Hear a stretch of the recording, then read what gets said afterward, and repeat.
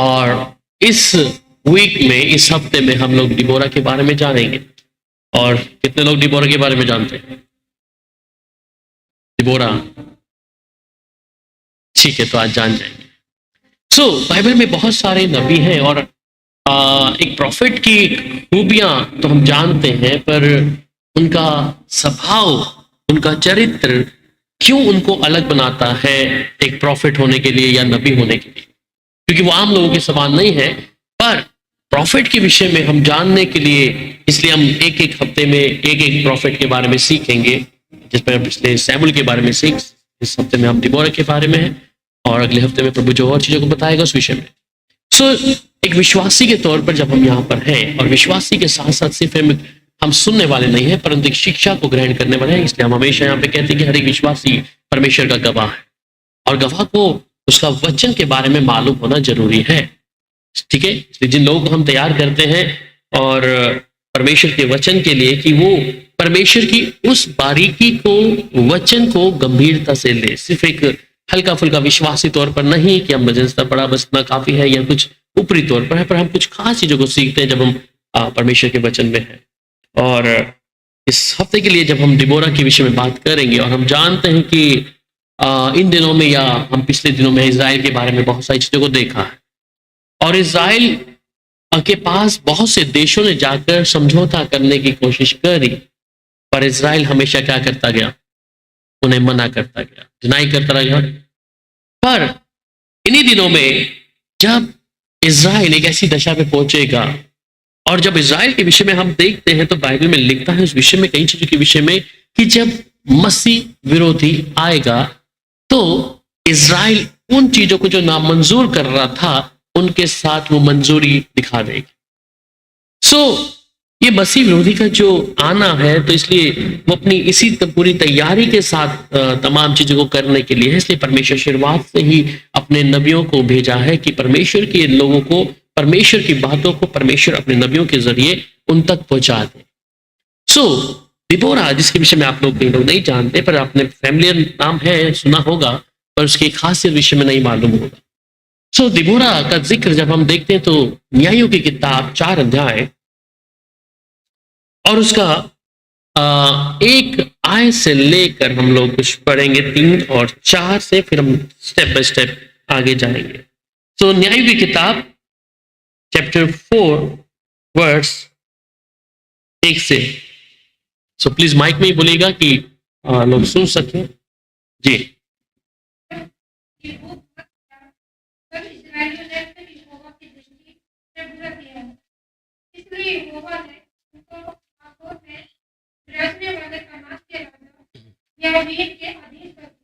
जिसका सेनापति तीसरा था, जो अन्य जातियों के हर देश से विश्वासवासी था।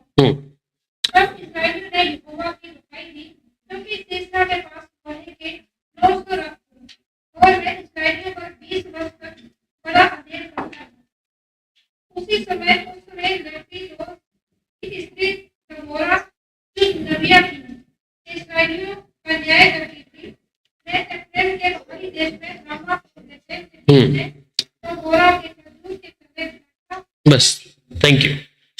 दबोरा जो है एक न्याय भी है। पिछले सैमुएल की किताब बारे में पढ़ रहे थे, तो सैमुएल कौन है? एक प्रॉफिट है, न्याय है, दूसरा तीसरा दर्शी है। दिबोरा जो है one of the she is a prophetess, एक नबी है, और साथ में एक न्याय है जो इजराइल का न्याय करने के लिए। और इजराइल के कुल जो न्याय है वो कितने हैं? 13 न्याय, 13 न्याय हैं जो इजराइल का न्याय किया करते थे। दिबोरा के विषय में यहां कहता है कि जब अहूद मर गया तब इजराइलियों ने फिर यहोवा की दृष्टि में बुरा किया। अहूद के मरने के बाद यहोवा, जिस विषय में हम देखते हैं कि जो यहोवा की दृष्टि में इजराइली लोग हैं हमेशा बुराई कर रहे हैं। और बुरा करने के कारण क्या है कि जब अहूद मर गया तो मरने के बाद ये लोग अपनी इच्छा से चलना आरंभ कर दिया, और ये उनकी आज्ञा ना पालन के कारण था। और बाइबल में लिखता है कि जब यिर्मयाह 5 अध्याय और उसके 3 आयत को आप पढ़ते हैं तो कहता है कि हे यहोवा, क्या तेरी दृष्टि सच्चाई पर नहीं है? तूने उनको दुख दिया परंतु वे शोकित नहीं हुए, तूने उनको नाश किया परंतु उन्होंने ताड़ना से भी नहीं माना, उन्होंने अपना मन चट्टान से भी अधिक कठोर किया कठोर किया है, उन्होंने पश्चाताप करने से इनकार किया। तो इज़राइल की दशा को देखते हैं कि ये लोगों के मन क्या हो गए? कठोर हो गए। और ये लोग क्या है? परमेश्वर की ताड़ना मिलने के बावजूद भी ये लोगों का मन कठोर हो गया और इन्होंने पश्चाताप करने से क्या कर दिया? इनकार कर दिया। यिर्मयाह चैप्टर 5 वर्स 3, यिर्मयाह 5:3। सो इन्होंने अपने मन को क्या कर लिया? कठोर कर लिया और ये नहीं चाहते थे कि हम पश्चाताप भी करें। तो अहूद जो मर गया है और ये अहूद के मरने के बाद इस्राएली अपनी ही तरीके से चल रहे हैं, अपनी मनमानी कर रहे हैं। और फिर आगे लिखता है कि इसलिए यहोवा ने उनको हासोर के विराजने वाले कनान के राजा याबीन के अधीन कर दिया, जिसका सेनापति सीसरा था, जो अन्य जातियों की हरोशत का निवासी था। तो ये सीसरा कौन है? ये अन्य जाति का कौन है? अन्य जातियों का हरोशत का निवासी था। उसके बाद कहता है कि तब इस्राएलियों ने यहोवा की दुहाई दी, क्योंकि सीसरा के पास जब गए तो सीसरा ने क्या करना शुरू कर दिया? और तब इस्राएलियों ने यहोवा की दुहाई दी, क्योंकि सीसरा के पास लोहे के 900 रथ थे और वह इस्राएलियों को 20 वर्ष तक बड़ा अंधेर करता रहा। सीसरा तंग कर रहा है उनको, दुहाई नहीं दी सीसरा ने। सीसरा इस्राएल लोगों को तंग करने के लिए है। और वे जो यहूदी ये लोग हैं, इस्राएल लोग हैं, ये क्या करने लग गए कि अब तो हमारे पर सीसरा क्या करने लग गया है? अपना राज्य बनाने लग गया है, हम बहुत दुखी हो रहे हैं। और ये लोग जब दुखी होना लग गए तो ये लोग दुहाई देना शुरू कर दिया। और फिर क्या कहता है कि उस समय लपिदोत की स्त्री दबोरा जो नबिया थी, इस्राएलियों का न्याय करती थी। और ये दबोरा जो है उस समय इस्राएली लोगों का क्या करती है? न्याय करने वाली स्त्री। और जब ये न्याय करने वाली स्त्री के पास में ये लोग क्या करते हैं? जाते हैं। वहां का सेनापति है जिसके विषय में बताते हैं, वह कहता है कि वह अप्राम की पहाड़ी देश में रामा और बैतल के बीच में दबोरा के खजूर के तले बैठा करती थी और इस्राएली उनके पास न्याय के लिए जाया करते थे। तो बाइबल में लेडीज जो फीमेल्स प्रॉफिटेस है, ठीक है, ये उनमें से एक है। और उनमें से एक ये प्रॉफिटेस जो है नबूता करने वाली है, नबी है। और इसकी खास विशेषता क्या है? ये न्यायी है। ठीक है, हम अभी तक मेल्स प्रॉफिट्स को देखते हैं बाइबल में, और बाइबल में लिस्ट है कुछ प्रॉफिट्स की जो फीमेल में है। कुल मिला के कितने प्रॉफिट्स हैं? टोटल 8 प्रॉफिट्स हैं जो नए नियम में और पुराने नियम। इन 5 प्रॉफिट्स को भी हम मैं थोड़ा सा बारीकी से थोड़ा सा लेके जाऊंगा इधर। सो 5 जो प्रॉफिट्स हैं जो नबूता करने वाली स्त्रियां हैं, उनमें से न्याय सिर्फ डिबोरा है, बाकी सिर्फ एक बाइनर प्रॉफिट्स में। सो पहली प्रॉफिट जिसको हम लोग बाइबल में देखते हैं तो एक है, नंबर 1 कौन हो सकती है आपके आइडिया से?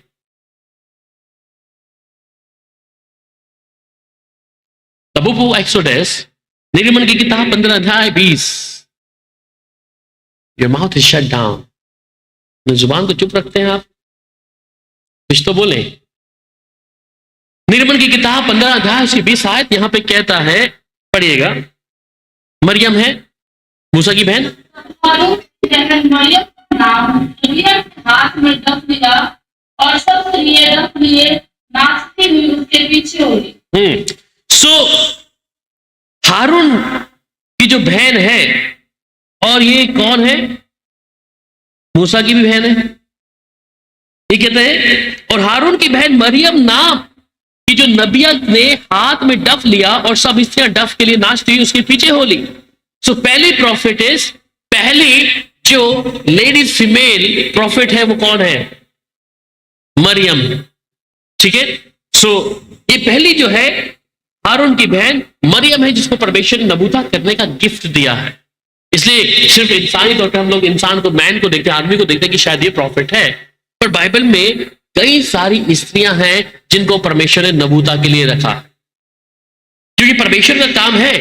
परमेश्वर अपने सेवा को किसी बहन के द्वारा, भाई के द्वारा ले सकता है, पर सही मायने में कई जगह पे हम लोग कई बार स्त्री को ओहदा नहीं देते हैं कि पास्टर का ओहदा लेके वो आगे आए। स्त्री क्या कर सकती है? प्रचार कर सकती है, वचन दे सकती है, परंतु हर एक चीज को अपने ऊपर लेकर एक पास्टर का लेकर ओहदा को नहीं चल सकती। गवाही दे सकती है, ठीक है। क्यों? क्योंकि अगर किसी को दफन करना है, किसी को प्रभु भोज देना है, तो स्त्री आगे नहीं कर सकती है वो चीजें।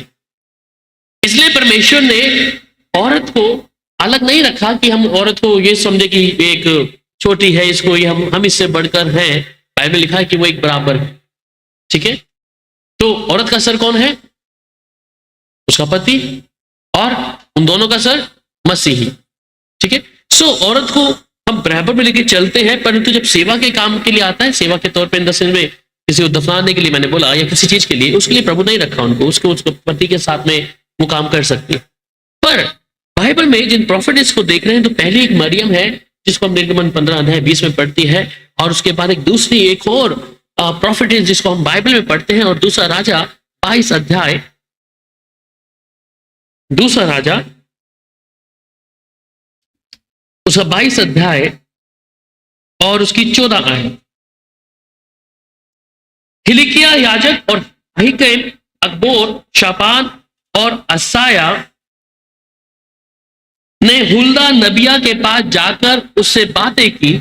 वह उस शालोम की पत्नी थी जो तिकवा का पुत्र और हायस का पोता और वस्त्रों का रखवाला था, और वह स्त्री यरूशलेम में नए टोले में रहती थी। तो दूसरी प्रोफेटेस जो आ रही कौन है? Huldah. Because is name is Huldah. Huldah कौन है? नबिया। सो दूसरी जो इज़राइल की पुराने नियम के अंदर जो एक नबूता करने वाली स्त्री है, उसका नाम है हुल्दा, ठीक है। इसका जिक्र हम अगर दूसरा इतिहास को पढ़ते हैं, दूसरा इतिहास और उसका 34 अध्याय और उसकी 22 आयत।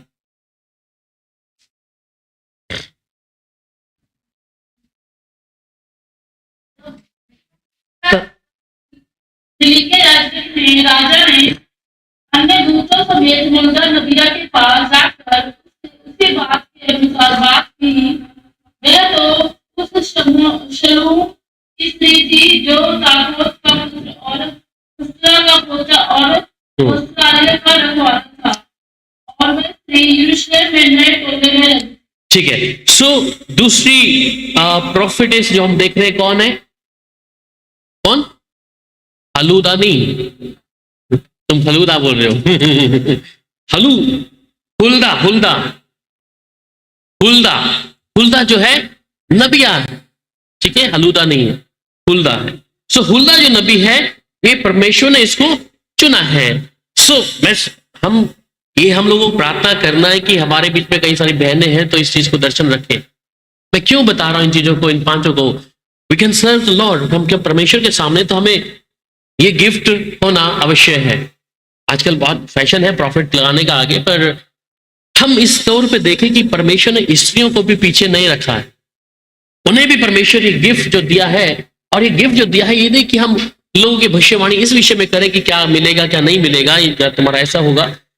भविष्यवाणी परमेश्वर जब देता है अपने लोगों के लिए, इसलिए हम आगे उसके बारे में दोबारा के विषय में जाऊंगा, पर मैं आपको वैसे ऊपरी तौर पे 5 चीजों को जो प्रोफेटेस है, लेडीज फीमेल है, उनके बारे में बता रहा हूं।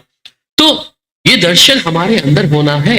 एक प्रॉफिट की खासियत है कि अगर उसके देश में या जगह या स्थान पर कुछ ऐसी विपत्ति, ऐसा कुछ होता है, तो उसके विषय में वो बोले, जिससे उसके जगह और स्थान पर लोग आत्मिक तौर पर क्या करें?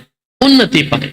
या परमेश्वर जिन बातों को अपने नबियों के ऊपर या नबिया के ऊपर वो प्रकट करते, तो वो बातें लोगों तक पहुंचे। तो इसलिए परमेश्वर प्रोफेटेस को रखा है। तीसरी प्रोफेटेस बाइबल में एक और है, और ये है द वाइफ ऑफ यशाया, ठीक है। यशाया की पत्नी। खोलेंगे इसको हम लोग, यशाया 8 अध्याय उसका 3 आयत। द बुक ऑफ यशाया चैप्टर 8 वर्स 3।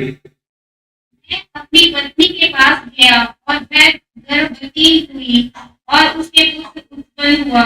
तब यहोवा ने मुझसे कहा, उसका नाम महर्शला रखना, क्योंकि इससे पहले कि वह लड़का बाबू और माँ पुकारा जाए, दशमिक और शलमोन दोनों की धन संपत्ति लूटकर असूर का राजा अपने देश को भेजेगा। सो ये जो है, ये भी एक नबूता है, जो नबिया है। और मैं अपनी पत्नी के पास गया और मैं गर्भवती हुई, उसके पुत्र उत्पन्न हुआ, और यहोवा ने मुझसे कहा कि उसका नाम मतलब रखना, क्योंकि उससे पहले का जो लड़का बापू और माँ को पुकारना जाने, दमश्क के शमरोन की धन और संपत्ति लूट कर अश्शूर के राजा अपने देश में भेजेगा। और यहोवा ने दूसरी बार कहा। सो ये भी उसकी एक जो पत्नी है, जो एक प्रोफेटेस है। दूसरी एक और, जिसको हम गिनती की किताब 6 अध्याय उसकी 14 आयत में देखते हैं।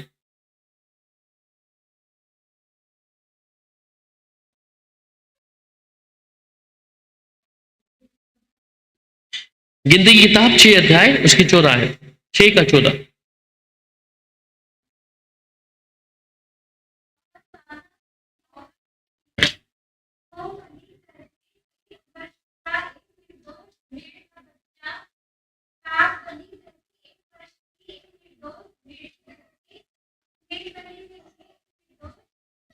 और 10 आयत। और अपने भी मैं दोनों और कबूतरी के 2 बच्चे मिलाप वाले तंबू के द्वार पर याजक के पास ले जाए।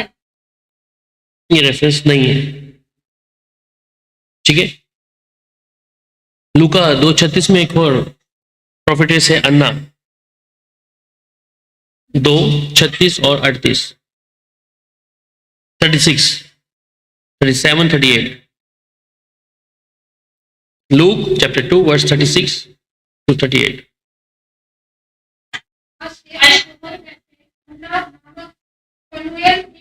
एक विषयवक्तिनी थी।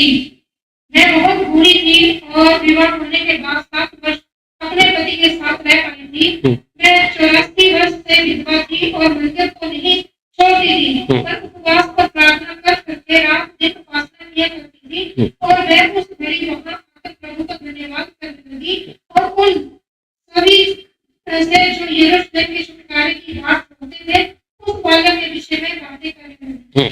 सो ये 5 जो नबियां हैं, डिबोरा, मरियम, हुल्दा और यशाया की पत्नी, और फिर नोदिया और अन्ना, ठीक है। ये प्रॉफिट है जो पुराने नियम में हम लोग देखते हैं। ये लोगों को परमेश्वर ने अलग किस्म से चुना, पर हमारा विषय डिबोरा के ऊपर है कि डिबोरा जो है वो एक न्यायी है, और न्याय के साथ साथ वो एक कवि, सिंगर, राइटर, और ये कई सारी उपलब्धियां जो हैं डिबोरा के अंदर में बसी हुई। और यहां पर कहते हैं कि इजराइल का जो सेनापति है, अब हम वापिस 4 अध्याय में आ जाए, तो इजराइल का जो सेनापति है वो क्या कहता है? वो कहता है, उस समय लपटी जो एक स्त्री दबोरा जो नबिया थी, इजराइलों का न्याय करती थी, वह अब्राम की पहाड़ी देश में रामा की बेतेल के बीच में दबोरा के खजूर के तले बैठा करती थी, और इजराइली उसके पास न्याय के लिए जाया करते थे। उसने अभी नोहम के पुत्र बराक के उपदेश नप्ताली से बुलाकर कहा, क्या इजराइल के परमेश्वर यहोवा ने यह आज्ञा नहीं दी कि तू जाकर ताबोर पहाड़ पर चढ़ और नप्तालियों और जबूलूनियों में से के 10,000 पुरुषों के संग ले जा, तब मैं याबीन के सेनापति सिसरा के रथों और भीड़ भाड़ समेत केशोन की नदियों को तेरी ओर खींच ले आऊंगा और उसके तेरे हाथ में कर दूंगा। बराक ने उससे कहा, यदि तू मेरे साथ चलेगी तो मैं आऊंगा, नहीं तो नहीं आऊंगा। अब ये जो इजराइल का सेनापति दिबोरा को कह रहा है, अगर तू मेरे साथ चलेगी, इसका मतलब वो व्यक्ति एक औरत के पास जाकर कहता, तू मेरे साथ चलेगी तब मैं युद्ध लड़ूंगा, तू अगर मेरे साथ में नहीं होगी तो मैं युद्ध भी नहीं लड़ूंगा, क्योंकि सिसरा के ऊपर क्या है, युद्ध लड़ना है। और ये जो बराक है, ये उससे क्या कह रहे हैं, तुझे मेरे साथ चलना पड़ेगा। इसका मतलब क्या है कि आज भी इजराइल के अंदर जब हम देखते हैं, और वहां की जो फौज है, जो आर्मी है जिसकी विषय हम बात करते हैं, उनको वहां पे 30 साल की उम्र तक क्या करना है, फौज के अंदर रहना है। 30 साल तक उम्र तक वाले व्यक्ति को ही फौज में रखते हैं। और उम्र उनको कितने साल काम करना है, लड़की को 2 साल, लड़के को 3 इयर्स। वहां की एक रित जो उनकी जो एक प्लान है, एक उनका जो लोगों को की यहाँ की आर्मी में जितने भी लोग होंगे, उनके हर एक व्यक्ति को उनके घर से युद्ध लड़ना है। चाहे लड़की है तो वो 2 साल आर्मी में रहेगी। सो यहां पर हम जिस विषय को देखते हैं, और ये जो दबोरा है इसको जब रखा गया तो कहता तू युद्ध में मेरे साथ चलना है। आज भी वो फॉलो करते हैं उस चीज को, इजरायली लोग आज भी फॉलो करते हैं। ये दिबोरा जो है न्यायी, और 40 साल तक उसने न्याय किया है इजराइल का, ठीक है। 40 साल तक दिबोरा इजराइल का न्याय करती रही है। परमेश्वर ने उसको ऐसा रखा कि वो परमेश्वर के साथ उसका जीवन, उसका, जब मैं अभी लूका की अन्ना के विषय में देखा तो वो दिन रात प्रार्थना में थी, वो दिन रात प्रार्थना में थी, प्रभु की हजूरी में थी, समय प्रार्थना करना। आज कई बार हम लोग कई बार चाहते थे कि हमारी विशेषता या हम उन लोगों जैसे दिखे, पर उनके लोगों जैसा दिखने का मतलब है कि परमेश्वर जब कुछ चीजों को हमारे हाथ में नियंत्रण के लेते तो मेरा और आपका संबंध के बारे में परमेश्वर जरूर देखता होगा। जब बड़ी चीजों को परमेश्वर करने जाता है तो उसके लिए वो मेरे और आपके आत्मिक जीवन को, हमारे चाल चलन को, हमारे जीवन की हर एक श्रेणी को परमेश्वर देखेगा। इसलिए ये जो फीमेल जो प्रोफेटेस है जो बाइबल के अंदर हैं, इनका आत्मिक जीवन और परमेश्वर के साथ संबंध कैसा रहा होगा। उसमें से दिबोरा एक ऐसी है जो न्याय है, एक जज है उस समय की। और ये जो बराक जिसके विषय में बात कर रहे हैं, ये कहता है अगर तू साथ में चलेगी तब मैं आऊंगा, नहीं तो मैं नहीं जाऊंगा। ये जानता है कि अगर ये मेरे साथ में होगी तो अवश्य मेरा परमेश्वर मुझे इनके ऊपर चढ़ाई करने देगा, क्योंकि परमेश्वर की जन है। और जिधर वो जाती है, जिसे हम सैमुअल के विषय में देख रहे थे, सैमुअल जिस जगह और स्थान पे खड़ा होता था वहां पर लोग डरते थे। और उसी प्रकार जब ये दिबोरा के विषय में बराक कहता है कि तुझे मेरे साथ चलना पड़ेगा, और कहता है आगे क्या कहता है, बराक ने उससे कहा यदि तू मेरे साथ चलेगी तो मैं जाऊंगा, नहीं तो नहीं जाऊंगा। उसने कहा निसंदेह मैं तेरे संग चलूंगी, तो भी इस यात्रा से तेरी कुछ बड़ाई ना होगी, क्योंकि यहोवा सीसरा को एक स्त्री के अधीन कर देगा। ठीक है, आपको मालूम है सीसरा को फिर किसने मारा? She is one of lady. Deborah ने नहीं मारा, पर सीसरा को एक औरत ने ही मारा। पढ़ते सो स्त्री के अधीन कर देगा। इसलिए दबोरा ने ये नहीं बोला कि कौन मारेगा, उसने कहा कि मैं तेरे साथ चलूंगी। पर सीसरा क्या कर रहा था? अभी मैं थोड़ा आपके ध्यान को कि यहां भटक तो नहीं जा रहे हैं। सीसरा कौन है? सीसरा क्या कर रहा है? इजराइल को तंग कर रहा है। बराक कौन है? सेनापति है। बराक क्या कह रहा है? बराक दबोरा को बोल रहा है कि वो लोग, सीसरा हम पर इतने रथों को लेकर आ रहा है तो तुझे मेरे साथ जाना है। हमने उनके ऊपर चढ़ाई कर दी। और दबोरा क्या कहती है? ठीक है मैं तेरे साथ चलूंगी। पर दबोरा ये भी कह रही है मैं तेरे संग चलूं तो भी इस यात्रा से तेरी कुछ बढ़ाई नहीं होगी। हम युद्ध में जाएंगे पर तेरी बढ़ाई नहीं होगी, क्योंकि यहोवा सीसरा से एक स्त्री के द्वारा तुझे उसे हरवाएगा। इसका मतलब सीसरा को मारने के लिए बराक जा रहा है, पर बराक के हाथों से नहीं मरेगा। कि बराक इस बात का घमंड करे कि हाँ मैंने सीसरा को मारा है। और दिबोरा कहती है कि इसमें तेरी बढ़ाई नहीं होगी। बढ़ाई किसको मिलेगी? एक स्त्री है जो सीसरा को मारेगी। सो पावर ऑफ एक वुमन का जो सामर्थ देखे कि नबी है, पर उसके साथ में सीसरा को मारने के लिए एक स्त्री को प्रभु इस्तेमाल कर रहा। और दिबोरा उस भविष्यवाणी को अपने बराक को बता देते हैं कि तेरी बढ़ाई कुछ नहीं होगी। अक्सर हम लोग कहते हैं कि हमारी बढ़ाई हो कहीं जगह पे, कि देखो मेरे वजह से ऐसा हुआ है। पर दिबोरा प्रॉफिट है, नबिया है, उसने कहा तू इस पे जाएगा तो सही, परंतु मारने वाला कोई और होगी। और वो क्या कहती है फिर आगे? वो कहती है क्योंकि यहोवा सीसरा को एक स्त्री के अधीन कर देगा। तब दबोरा उठकर बराक के संग कदेश को गई। तब बराक ने जबूलून और नप्ताली के लोगों को कदेश में बुलवा लिया, और उसके पीछे 10,000 पुरुष चढ़ गए, और दबोर उसके संग चढ़ गई। हबेर नामक केनी ने उन केनियों में से जो मूसा के साले होबाब के वंश के थे अपने को अलग करके केदेश के पास के सननीम के बांज वृक्ष तक जाकर अपना डेरा वहीं डाला था। तब सीसरा को यह समाचार मिला कि अभिनोम का पुत्र बराक ताबेर पहाड़ पर चढ़ गया है। और तब सीसरा ने अपने सब रथ जो लोहे के 900 रथ से और अपने संग की सारी सेना को अन्य जातियों के हरोशत के कोशीन नदी पर बुलवा लिया। तब दबोरा ने बराक से कहा उठ, क्योंकि आज वे दिन आता है जिसमें यहोवा सीसरा को तेरे हाथ में कर देगा। अब यहां पर वो क्या कह रहे हैं कि आज वो दिन आ रहा है कि जिसमें यहोवा सीसरा को तेरे हाथ में कर देगा। बराक को बोल रही है। तो बराक को जब बोल रही है कि आज वो दिन आ रहा है और क्या यहोवा तेरे आगे आगे नहीं निकला है? इस पर बराक और उसके पीछे पीछे 10,000 पुरुष ताबेर पहाड़ से उतर पड़े।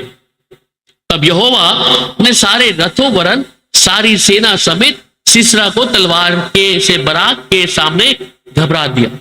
और जब सिसरा रथ पर से उतर के पांव पांव भाग चला और बराक ने अन्य जातियों के हरोशत तक रथों और सेना का पीछा किया, और तलवार से सिसरा की सारी सेना नष्ट की गई और एक भी मनुष्य नहीं बचा। परंतु सिसरा पांव पांव हेबेर केनी की स्त्री याइल के डेरे में भाग गया, क्योंकि हसेर के राजा याबीन और हेबेर केनी में मेल था। तब याइल सीसरा की भेंट के लिए निकलकर उससे कहने लगी, मेरे प्रभु आ, मेरे पास आ और ना डर। तब वह उसके पास डेरे में गया और उसने उसके ऊपर कंबल डाल दिया। तब सीसरा ने उससे कहा, मुझे प्यास लगी है, मुझे थोड़ा पानी पिला।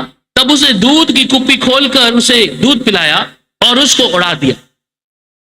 तब उसने उससे कहा, डेरे के द्वार पर खड़ी रहे, और यदि कोई आकर तुझसे पूछे यहां कोई पुरुष है तो कहना कोई भी नहीं है। इसके बाद हेबर की स्त्री याइल ने डेरे की एक खूंटी ली और अपने हाथ में से हथौड़ा भी लिया और दबे पांव उसके पास जाकर खूंटी को उसकी कनपट्टी पे ऐसा ठोक दिया कि खूंटी पार होकर भूमि पर धंस गई, और वह तो थका था इसलिए गहरी नींद में सो रहा था, अतः वह मर गया। जब बाराक सीसरा का पीछा करता हुआ आया, तब याइल उससे भेंट करने के लिए निकली और कहा, इधर आ, जिसका तू खोजी है उसको मैं तुझे दिखाऊंगी। तब उसने उसके साथ जाकर क्या देखा कि सीसरा मरा पड़ा है और वह खूंटी उसकी कनपट्टी पे गड़ी है। इस प्रकार परमेश्वर ने उस दिन कनान के राजा याबीन और इस्राएलियों के सामने नीचा दिखाया, और इस्राएली कनान के राजा याबीन के प्रबल होते हुए गए, यहां तक कि उन्होंने कनान के राजा याबीन को भी नष्ट कर डाला।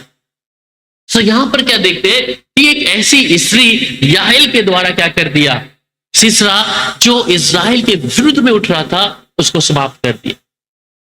तो परमेश्वर अपने नबियों को जब रखा यहां पर, क्योंकि ये लोगों को इन्होंने इस्राएल को नाश करने के लिए सोचा, उसको खत्म करने के लिए सिसरा ने योजनाओं को बना के रखा, क्योंकि इन्हें लगा कि अब खुद ही नहीं बचा है तो हम क्या करेंगे, अब इस्राएल को हम समाप्त कर देंगे। पर बराक इस बात के विषय में जानता कि जो नबूता करने वाली नबिया है ये दर्शी भी है, ये एक न्याय भी है, तो मैं इसका सहारा लूं। इसका मतलब एक व्यक्ति के साथ में परमेश्वर के लोगों का होना कितना आवश्यक है। बराक सेनापति है इस्राएल का, ये दबोरा है, एक औरत है, हथियार चलाना नहीं जानती है, पर उसकी प्रेजेंस उसको चाहिए। उस सेनापति को जो इस्राएल पर इतनी हुकूमत करने वाला ये बराक है, ये कहते मैं अकेला नहीं जाऊंगा, मुझे परमेश्वर की जन चाहिए। इसलिए कई बार अपने निर्णयों को हम अपने तौर से लेते हैं, एक मनुष्य के तौर पर। हम पिछली रात को भी बात कर रहे थे फ्राइडे नाइट प्रेयर में भी, कि परमेश्वर अपने लोगों को मुकर्रर किया, चाहे उसके नबी हैं या सेवक हैं। हम कई बार अपने जीवन के कुछ निर्णय जो है खुद लेते हैं, और इस कारण हम कई बार परेशानी में हैं। और हम ये भी सीख रहे थे कि परमेश्वर ने अपने लोगों को चुना है। एक विश्वासी कई बार प्रार्थना करता तो वो चंगाई कई बार नहीं पा रहा होता, ध्यान दे इस बात। हम कई बार विश्वासी हैं, पर हम कहते हैं कि हम प्रभु के वचन को भी मान रहे, सब कुछ है, पर हम स्वयं के लिए जब प्रार्थना कर रहे तो परमेश्वर क्यों नहीं सुन रहा? क्या जवाब होगा आपका? आप प्रभु के साथ खड़े चल रहे, प्रभु के वचन को बहुत अच्छे तरीके से मान रहे, पर परमेश्वर क्यों कई बातों को चाहता है कि कोई पासबान या सेवक प्रभु का वही प्रार्थना करेगा तभी आप ठीक होंगे? फर्क है। कई बार जब हम प्रार्थना करते हैं, दूसरे के लिए करते हैं, वो ठीक हो जाता है, पर कम स्वयं के लिए नहीं हो रहा होता। इसलिए इस बात को हम गंभीरता से ले कि परमेश्वर अपने लोगों को मुकर्रर करके रखा। कई लोगों का छुटकारा कई बार नहीं होता है दुष्ट आत्माओं से या बीमारियों से, लोगों से। वो स्वयं भी प्रार्थना कर रहे हैं, सब कुछ कर रहे हैं, परंतु फिर ना फिर कहीं ना कहीं जीवन में कोई ना कोई ऐसी दुष्ट या कोई ना कोई ऐसी बातों को हम देखते हैं। इसलिए परमेश्वर अपने लोगों को मुकर्रर करके रखा है कि हाँ, ये व्यक्ति मेरे लिए प्रार्थना करेगा तब होगा, जिसे परमेश्वर ने चुना है। तो ये बराक जिसके विषय में हम देख रहे हैं, ये मालूम है इसके पास कोई कमी नहीं है रथों की और घोड़ों की, इसे कोई कमी नहीं है। इज़राइल के सारी चीजें सेनापति है। एक सेनापति के बारे में अगर देखा जाए तो वो पावरफुल है। आपको मालूम है इंडिया का सेनापति कौन है? नहीं मालूम? जब वो चलता है तो पूरी पावर उसके साथ में चलती है। आपको तो पता होगा कि हस्बैंड आर्मी में है। नहीं मालूम? मैं टीवी में देखा है, वो हरियाणा से था, रोहतक से, उसका नाम राठौर कुछ ऐसे आता है। सो जब वो चलते हैं तो उसके पीछे इतनी आर्मी है, इतना सब कुछ, सेनापति की पावर इतनी है। वैसे बराक भी क्या इज़राइल का सेनापति है, परंतु कहता मैं अकेला नहीं जाऊंगा। दबोरा तुझे मेरे साथ चला, अगर तू नहीं जाएगी तो मैं नहीं जाऊंगा। फिर भी दबोरा इस बात को जानती है कि शायद अगर मैं चली भी गई इसके साथ में तो तेरी बढ़ाई के लिए कुछ नहीं होगा वहां पर, क्योंकि सिसरा को नाश करने के लिए परमेश्वर ने ठान लिया। सिसरा को समाप्त करने के लिए परमेश्वर ने ठान लिया है, परंतु इस बात का तो घमंड मत करना कि मैंने सिसरा को मारा है। उसके लिए कहता है एक स्त्री काफी, एक फीमेल जो कोई नबूद करने वाली नहीं है, पर एक आम औरत है याएल। मैं उसके द्वारा, परमेश्वर उस स्त्री के द्वारा सिसरा को क्या है, समाप्त होगा। तो यहां हम उस नबी के बारे में देखते हैं जो एक प्रोफेटेस है और एक नबी भी है। दूसरी बात में जब आते हैं और यहां कहते हैं कि वो युद्ध को जीते जब अंत में एक औरत से उसने किया ऐसे करके। उसके बाद हम 5वें अध्याय में आएंगे और 5वें अध्याय में सिसरा का दबोरा का एक गीत। क्या गीत है सुनते। उसी दिन दबोरा और अबीनोम के पुत्र बराक ने यह गीत गाया। इस दिन जब सिसरा को मारा, जब बराक दबोरा को लेके गया कि हाँ, तो ये लोग उस दिन गीत गा रहे हैं और कह रहे हैं इज़राइल के अगुओं ने जो अगुवाई की और प्रजा जो अपनी इच्छा से भरती हुई, इसके लिए यहोवा को धन्य कहो। ठीक है, कि जो प्रजा ने अपनी ही इच्छा से भरती हुई उसके लिए तुम यहोवा को धन्य कहो। हे राजाओं सुनो, अधिपतियों कान लगाओ, मैं आप यहोवा के लिए गीत गाऊंगी, इज़राइल के परमेश्वर यहोवा का मैं भजन करूंगी। तो दिबोरा इस गीत को गाती है कि मैं परमेश्वर के लिए गीत गाऊंगी, उसने कैसे मुझे उन चीजों पर विजय दी है। और कहती है हे यहोवा, जब तू सेईर से निकल चला, जब तू एदोम के देश से प्रस्थान किया, तब पृथ्वी डोल उठी और आकाश टूट पड़ा और बादल से भी जल बरसने लगा। तो वो उसकी बढ़ाई कर रही है यहां पर इन गीतों को गाकर कि परमेश्वर कैसे क्या किया है। और वो फिर कहती है यहोवा के प्रताप से पहाड़, इज़राइल के परमेश्वर यहोवा के प्रताप से वह सिनाई पिघल कर बहने लगा। अनात के पुत्र शमगार के दिनों में और याएल के दिनों में वे सड़कें सूनी पड़ी थी और बटोई पगडंडियों से चलते थे। जब तक मैं दबोरा ना उठी, जब तक मैं इज़राइल में माता होकर ना उठी, तब तक गांव सूने पड़े थे। इसका मतलब वो घमंड नहीं कर रही इस बात के विषय में किसी इज अ प्रॉफिटेस।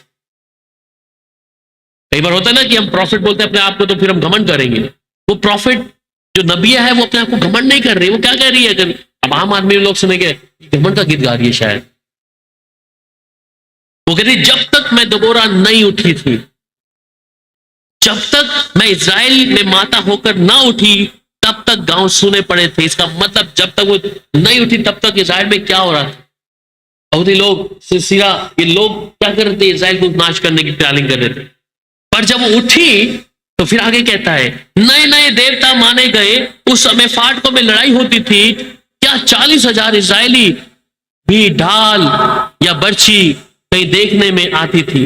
मेरा मन इज़राइल के हाकिमों की ओर लगा है, जो प्रजा के बीच में अपनी ही इच्छा से भरती हुए।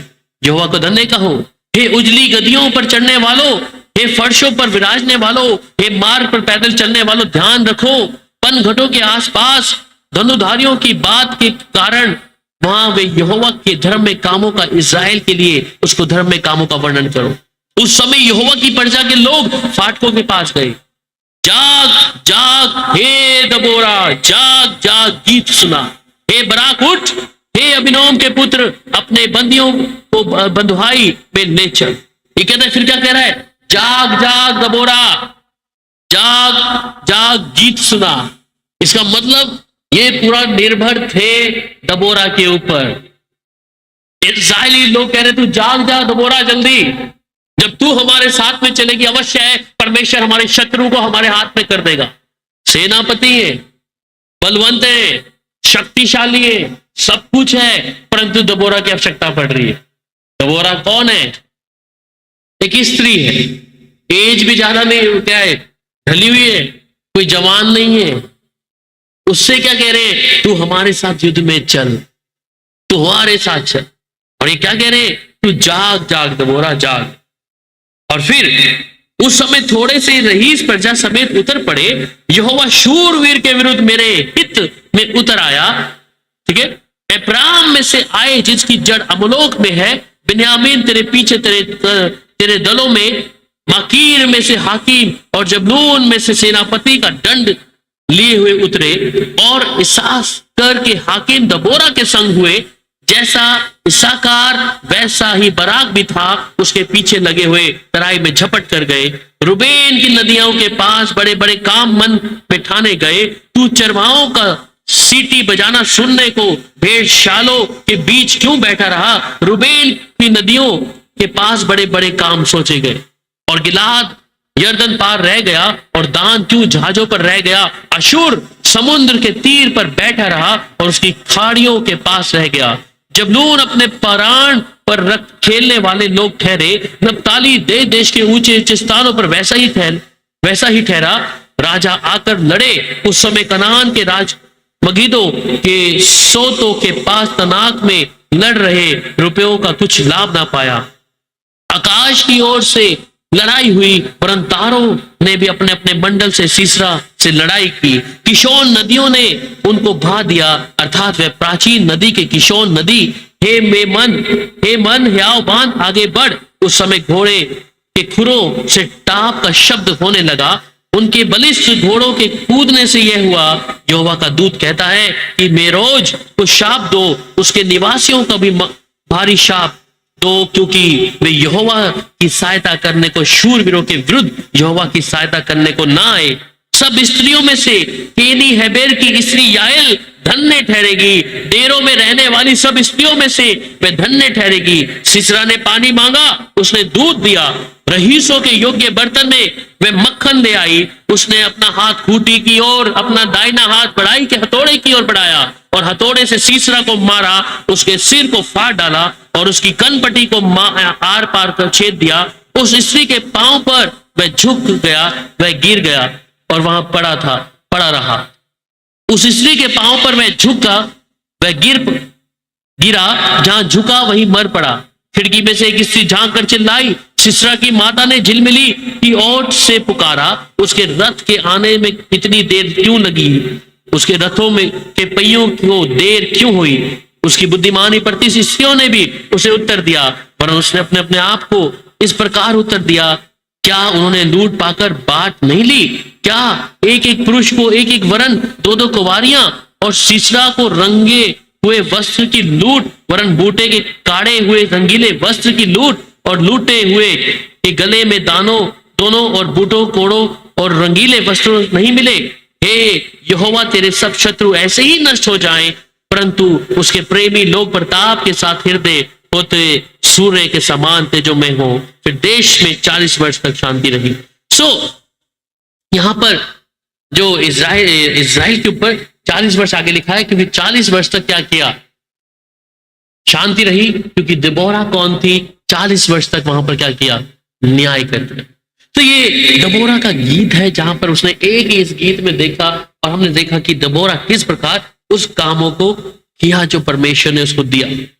इसलिए परमेश्वर की हजूरी में जब हम आते हैं, परमेश्वर की वो कैसे आज्ञा मानती होगी? परमेश्वर की हजूरी में है, इसलिए एकदम से परमेश्वर उसके हाथ में इतनी बड़ी सियासत को नहीं दिया है। बाइबल में जितने भी लोग हैं, चाहे दाऊद है या जितने भी नबी हैं या जितने राजा थे, परमेश्वर एकदम से नहीं देता है, वो आज्ञाकारिता देता है।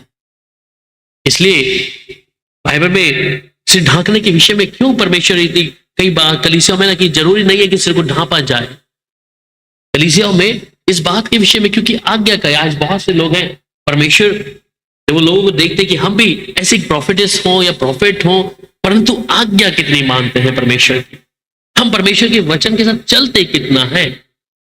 इसलिए इस बात को हम ध्यान दें कि ये छोटी सी आज्ञा भी जब हम सिर ढांकने की बात करते हैं तो आज बहुत सी बहनें भी मुंह चेंज कर लेती हैं कि क्यों, जरूरी नहीं। परमेश्वर एक समान बनाया है, हम आज्ञाकारिता मांगते हैं परमेश्वर के साथ में चलने के लिए, पर जब सिर ढांकने की पहले 11 अध्याय में लिखता है ना उसके विषय में कि सिर को ढांपने के लिए एक छोटी सी आज्ञा है। अगर देखा जाए डबोरा तो कितने तरीके से परमेश्वर की आज्ञा को मान रही थी। मैं क्यों इस उदाहरण को देख रहा हूं बीच में कि हम तो जब परमेश्वर सिर्फ थोड़ी सी चीजों में कई बार हम विश्वास योग्य प्रभु के साथ नहीं ठहरते, प्रभु के साथ में हम अपने आप को चाहते हैं कि प्रभु भी हमें ऐसा बनाए, पर एक छोटी सी आज्ञा को हम बहुत अच्छे तरीके से छोड़ देते हैं कि क्या जरूरी है क्या नहीं है। दबोरा उनमें से एक ऐसी स्त्री है जिसको परमेश्वर ने इस्तेमाल किया है, पर ये परमेश्वर की आज्ञा में थी, परमेश्वर के साथ में थी। उसने कई बार भी परमेश्वर को ये नहीं कहा कि मैं ऐसा नहीं करूंगी, और उसकी सामर्थ्य को देखे कि परमेश्वर इन जितने भी हम माइनर प्रॉफिट्स को या मेजर प्रॉफिट्स को बाइबल में देखते हैं जो जेंट्स हैं, उनमें से दिबोरा सिर्फ एक ही न्यायी है उन 13 के अंदर।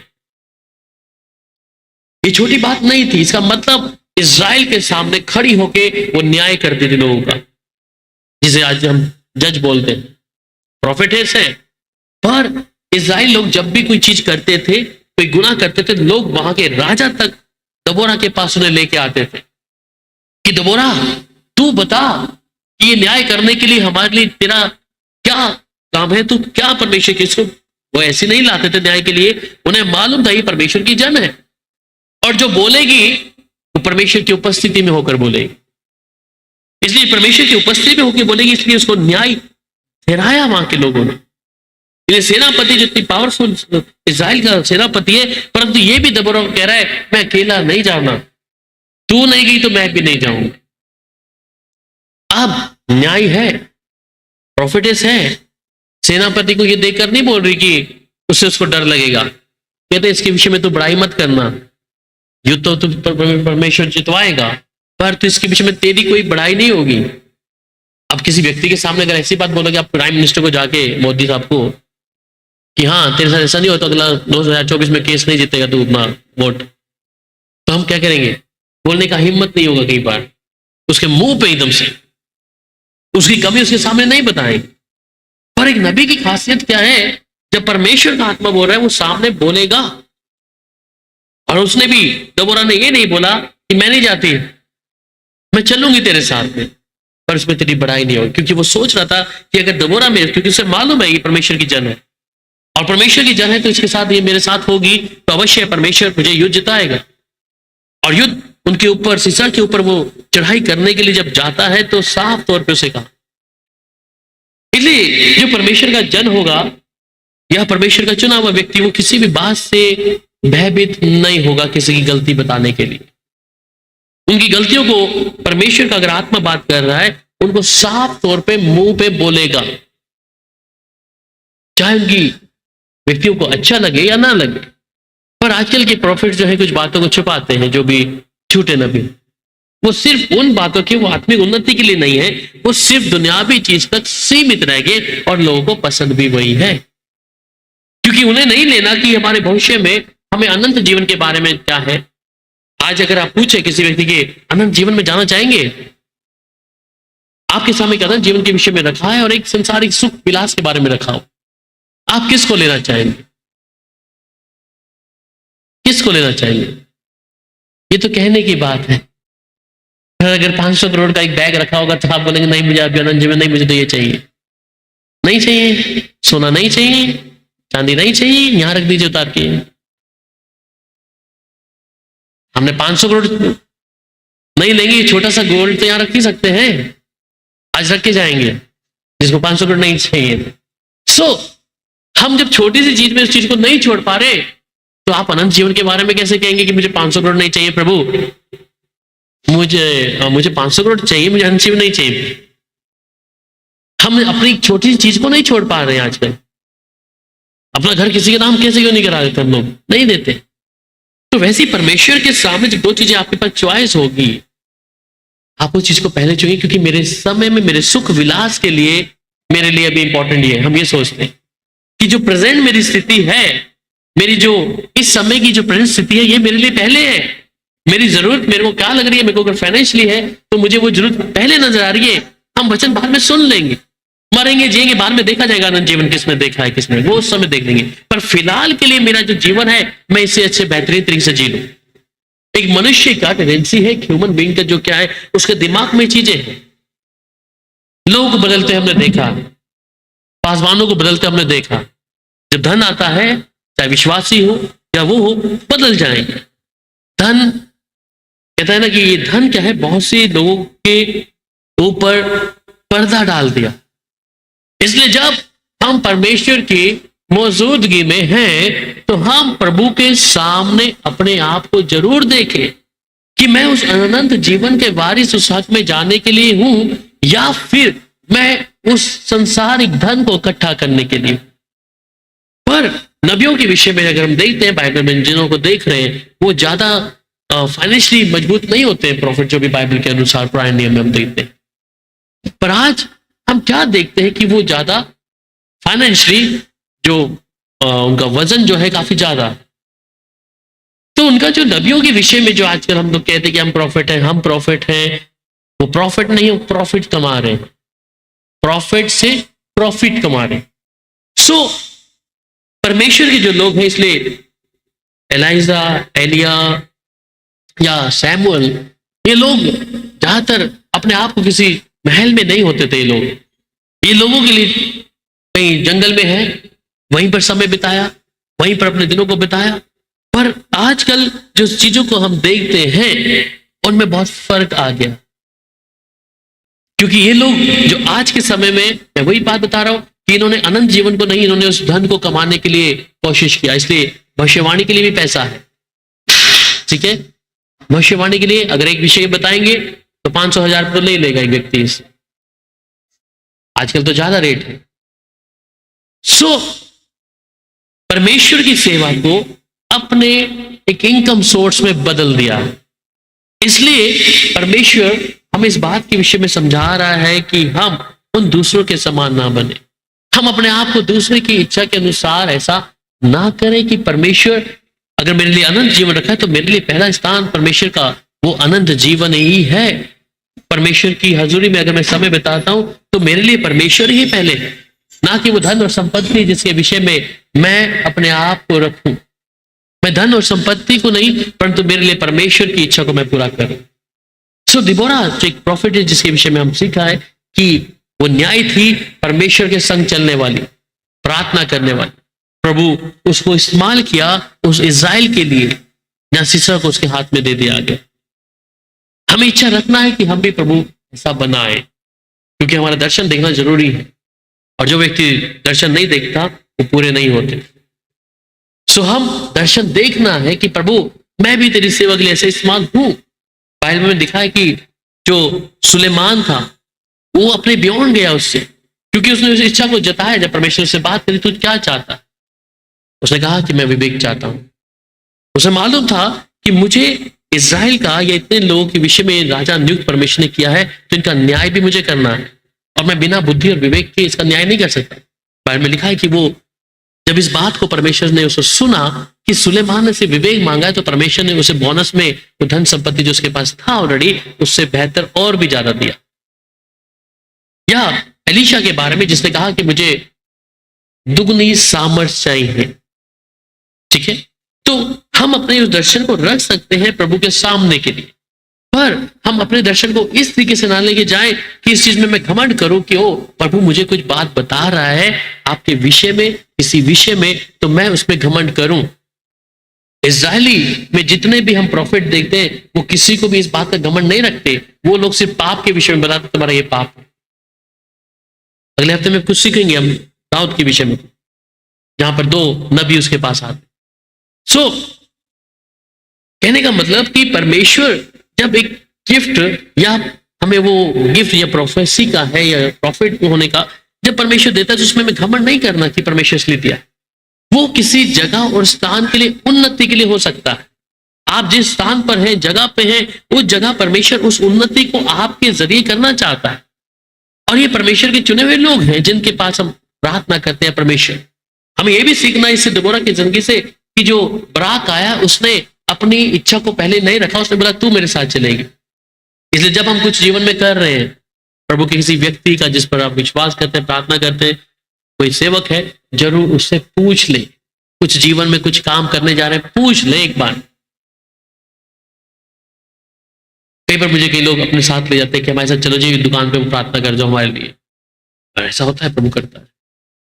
किसी के घर के आगे कुछ दिन पहले वो दुकान के आगे कोई जादू टोना करके गए, मुझे लेके गए, प्रार्थना करके आगे, फिर दूसरे आप प्रार्थना करके एक और दुकान हम ले रहे हैं, काम हो गया उसका, एक दुकान का एक और दुकान ले लिया उन्होंने। इसमें बड़ाई नहीं है, वो उसमें प्रॉफिट इज क्या, वो इसमें हम कहते ना, इन्होंने भी बोला कि जाग दबोरा जाग तू तब उठेगी। और कहती जब मैं गई उठी, गीत में हमने सुना कि प्रभु ने वैसा किया। ये घमंड नहीं उस बात के लिए कि किसी को आप लेके जा रहा है, प्रभु ने अपने लोगों को चुना है कई बार आशीष करने के लिए। जब हम घरों पे सेवा के लिए कोई बुलाता है, लोग पूछते हैं ब्लेस करने के लिए परमेश्वर, क्योंकि परमेश्वर अपने दासों को रखा है। किसी घर में जाओ तो कहता है कि उसकी कुशलता जाओ। इसलिए हमारा किसी के घर में जाना प्रभु के दासों का मतलब ये नहीं कि खाना खा के आ गए। प्रभु रखा है जिस काम को शायद आप नहीं देख रहे होंगे, परमेश्वर और उसका दास देख रहा होता है कि प्रभु तूने इस घर में मुझे ठहराया तो मैं क्या करूं, इसकी कुशलता मांगू। काम है हमारा। सेवक जो भी प्रभु ने रखे हैं उनका काम है, जिस घर में जाओ, जिस छत के नीचे जाओ, अगर हम आपका एक नवाला भी खा रहे हैं तो प्रभु इनकी खत्तों को तू भर के रखना। दास की प्रार्थना ही रहती है, इनकी कमाई को प्रभु जिस धन से ही आया जाए इनको तू भर के रखना। इसलिए प्रभु के दासों को प्रभु ने रखा, इसलिए प्रभु ने हारून को बोलना था कि मूसा को जाके बोल हारून लोगों को आशीषित कर। इसलिए किसी के घर में ठहरने, इसलिए बाइबल जितने नबियों को देखते हैं जब वो किसी के घर में ठहरते थे, एक घर में जब एक नबी गया, क्या हुआ उस घर में मालूम है ना, क्या हुआ था? बेटे का डेथ हो गया, ठीक है। जब डेथ हो गया और ये जो उसकी माँ है रो रही है, और इसने क्या किया, उसकी लोथ को ले जाके छत पे चढ़ गया, और छत पे चढ़ गया और आसमान के परमेश्वर की ओर देखा और अपने आप को उसके ऊपर डाल दिया उसने, नबी ने, उसकी लोथ के ऊपर, लड़के की, कि प्रभु तूने जिस घर में मुझे भेजा इसका बेटा मर गया है, तू इसके अंदर जीवन डाल दे। और जब नबी स्थिति से प्रार्थना करता है उसका बेटा जो है वो जीवित हो जाता है। फिर एलीशा भी जिस घर में गया, आपको मालूम है, जहां पे तेल के सोते निकलने लग गए थे, बोला तू जितने बर्तन है तू ले आज। वहां पे लिखा है बाइबल में, उस औरत के जो क्या थे, बर्तन कम पड़ गए, वो तेल का सोता खत्म नहीं हुआ, और कहता है इसको बेच, अपने जीवन की जो तेरी जरूरत है उसे पूरा कर, तू और भी ले आ बर्तन जा। इसलिए परमेश्वर मुकर्रर करके रखा है, परमेश्वर ने अपने दासों को मुकर्रर करके रखा है। इस बात में हम घमंड नहीं करते कि हमारा कोई जाना, पर परमेश्वर रखा है कि तुम जिस घर में जाओगे उस घर के लिए तुम कुशलता मांगोगे, वो सुनेगा। आप लोग प्रार्थना करते हैं अपने घर में, क्यों बार परमेश्वर हमें चंगाई नहीं मिलती, प्रभु दास तू प्रार्थना करेगा इसके घर में, क्योंकि परमेश्वर उस काम को अपने दासों को दिया हुआ। सेवा का काम क्या है, उसके घर में जाकर उनके लिए प्रार्थना, उनकी सलामती मांगना। पर हम जब कई बार प्रार्थना करते हैं, हम सोचते हैं हमारी प्रार्थना काफी है, प्रभु के दास को बुलाने की आवश्यकता नहीं है। प्रभु हमसे बात कर रहा है, हमें जरूरत नहीं है इधर आना पड़ेगा, 500 का नोट उसको देना पड़ेगा, इधर आना पड़ेगा, चिकन भी खिलाना पड़ेगा। ये मेंटेलिटी है, सच्चाई है लोगों की, ये सच्चाई है। इधर आएगा तो पक्का कुछ लेके जाएगा। भैया मेरा डिमांड किसी से कुछ नहीं है, याद नहीं है, मैं तो बोलता हूं मेरे घर आओ तो हमें दाल बना के खिलाओ, मुझे 500 का नोट भी नहीं चाहिए। और परमेश्वर जिस काम को मेरे लिए रखा है उसको मैं बखूबी से करता हूँ, चाहे आपके घर में हो या मेरे घर के अंदर मैं प्रार्थना करूँ या आपके लिए। उसका लालच मैं एक चीज का नहीं रखूंगा शुरुआत से ऐसे। तो इसलिए हम इकट्ठे होकर, इसलिए प्रभु का कलाम कहता है जब तुम अंत के दिनों में जाओ तो एक दूसरे मिलना ना छोड़, हम संगति करें ज्यादा से ज्यादा, प्रभु के साथ समय बिता, और अवश्य है कि परमेश्वर ऐसा कर देगा। ठीक है, तो हम इस बात को दिमाग से निकाल दे, हमें संगति निरंतर रखना है। हम परमेश्वर को जब परमेश्वर दास ने समझा हमारे जैसा भाई है, चलो चल जाएगा, कोई बात नहीं, पर स्वर्ग का परमेश्वर देख रहा है। जो ब्लेसिंग परमेश्वर हमारे साथ रखा, क्योंकि हमारे जो प्रभु रखा है कि तुम ब्लेस करो लोगों को। इसलिए दबोरा को सेनापति नहीं बोलता कि तू मेरे साथ चल, उसे मालूम था ये जाएगी तो अवश्य मैं युद्ध जीतूंगा। वो कहती ठीक है मैं साथ चलूंगी। इसलिए परमेश्वर के लोगों का आदर करें, परमेश्वर का आदर करें, जिस घर में जाए उसकी कुशलता मांगे। और प्रभु के साथ में जब इन प्रोफेट्स को हम देख रहे हैं इन दिनों में, हम ध्यान दें कि परमेश्वर के साथ चलने के लिए परमेश्वर उनको भर सकता है तो आपको भी भर सकता है, परमेश्वर उनको इस्तेमाल कर सकता है आपको भी कर सकता है। जब तक आपका दर्शन नहीं होगा तब तक नहीं होगा। ये दर्शन की बातों को परमेश्वर अपने लोगों पर जरिए पर करेगा। उन पर जहर, उनको जब भूख और प्यास होगी परमेश्वर वचन में चलने के लिए, मानने के लिए, प्रभु करेगा और अवश्य उसके लोग ब्लेस हो हमेशा। मैं विश्वास करता हूँ कि आने वाले 2024 में परमेश्वर कुछ बरकतों का ऐसा देगा, उस गुप्त चीजों को प्रभु जो आपने एक्सपेक्ट नहीं किया, उन चीजों को जो है परमेश्वर का आत्मिक जीवन हो, प्रभु आप में से उठाएगा इन लोगों को। कहां पर नहीं, आत्मा में। तुम लोग डर गए आत्मा में। डर गए थे क्या? आत्मिक तौर पे ये देख रहे हैं क्या प्रभु उठाएगा हमें। आत्मिक तौर पर हो सकता है आप में से प्रभु नबियों को खड़ा करते हैं, है ना, सेवकों को खड़ा करते हैं। आत्मिक तौर में प्रभु मजबूत करेगा आपका जो लेवल है प्रभु पर, है ना। इसलिए हम इन चीजों को जब देखते हैं प्रभु को आदर दें हर चीजों में। आइए प्रार्थना करते हैं।